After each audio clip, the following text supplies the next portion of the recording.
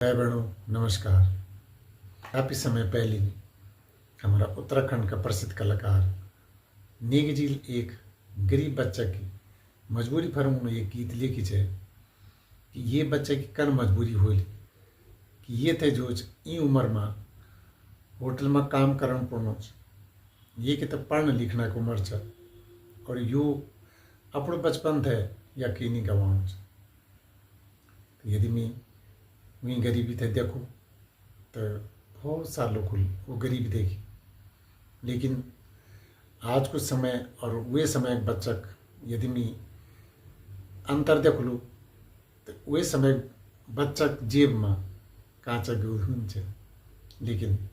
आजक समय बच्चक जेब में स्मार्टफोन छ। तो लियाओ मी भी वे पुराने गीता की एक लाइन मी भी गाणु छूँ और मैं तो उम्मीद है कि आप तो जरूर पसंद आ।